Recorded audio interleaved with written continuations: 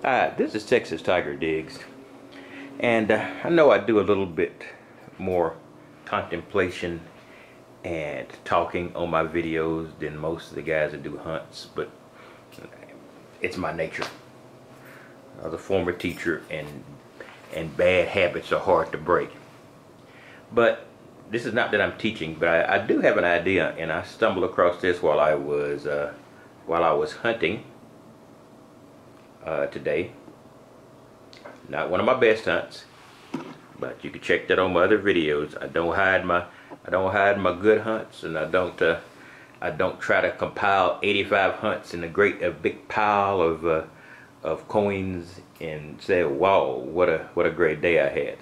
So I do small, short hunts, and I usually have small, short results, with rare exceptions. So the weekend's usually an exception, so we'll see how the rest of this weekend works out.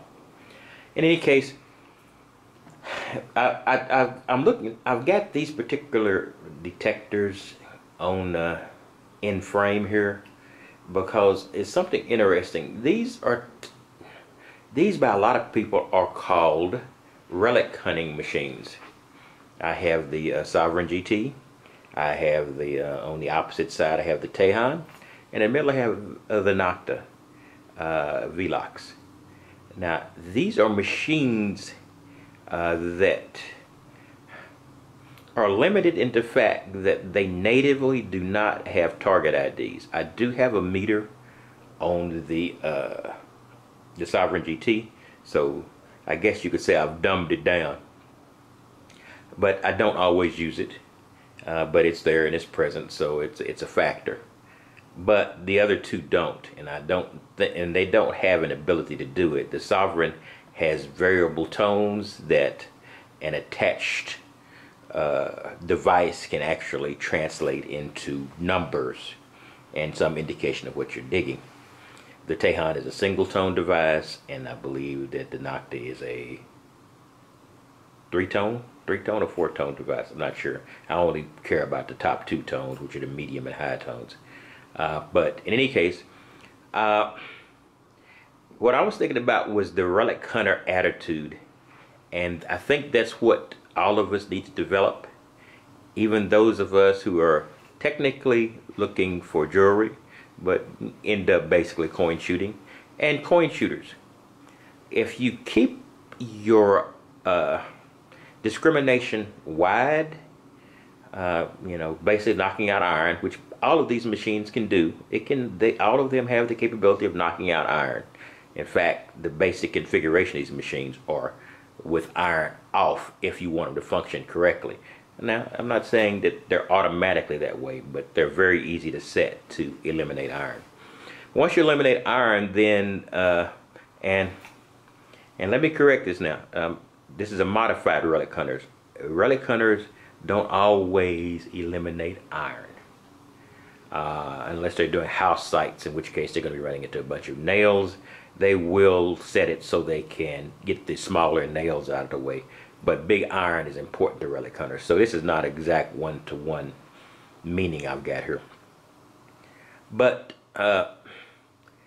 when we go out to search, it's my point of view, and I'm looking for anybody to come up with any opposite idea and to say I'm full of it, is that basically when you go out and you have your discrimination open, which is basically the default most of the experienced detectorists use,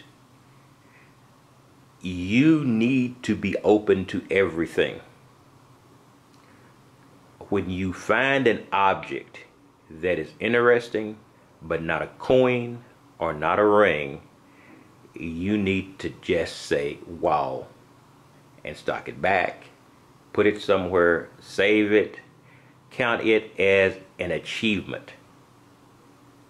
If we get the attitude of the relic hunters, we do not need so much, what would you call, reinforcement of huge hunts every time we go out. And most of us don't live where relics are readily available. I'm in a suburban urban area. I can drive outside of it, but there's a whole host of things with relic hunting. You have to find permissions. In Texas, there's no public land you can actually use. I know that varies from state to state. So, it's very, very limited. I'm trying to establish some connections so I can actually do more relic hunting, but it's not something that's on the horizon. But the relic hunting attitude is available for me. So when I go out to the park and I find a piece of bling, and I've seen people find tokens.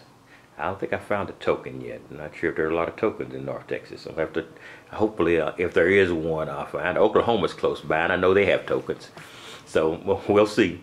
The old tax tokens I'm talking about. I don't know if they had them in Texas, but if they have them in Oklahoma, they've come down here some ways. Anyway, so that's basically what I'm saying, and I don't know if this makes sense, but the relic hunter attitude is really important.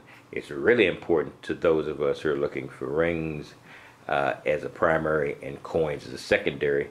It's also important to those who are looking for coins as a primary, and for those who are looking for silver coins.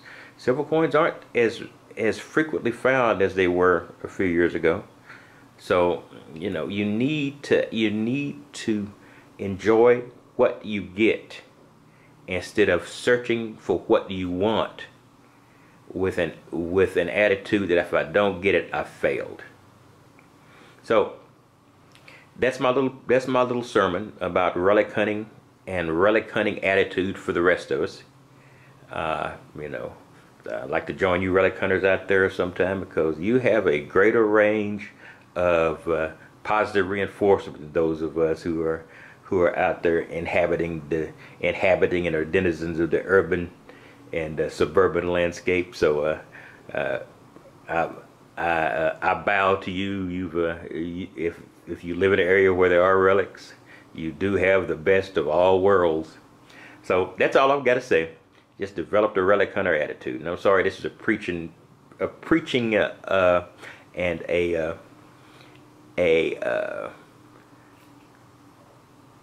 pontification without a hunt attached to it. But I just thought I would bring this up. And I'll be back to hunting tomorrow. And I'm going to try to keep these to a minimum. I've done a couple of them. I don't think I've ever done one this raw, out, talking to the camera. Most of the time, I think I showed my tools and things like that. Those are more practical those are more practical demonstrations and examples. But all right, this is Texas Tiger Diggs. The lecture is over. And I'm sure that you experienced detectorists have already burned off all your impatience. But the newbies, me being one of them, we need these little talks every once in a while. And if you're not there to give it to us, we have to give them to ourselves. Anyway, I'll talk to you later. This is Texas Tiger Diggs, and you have a wonderful night, day, and next hunt. Good night.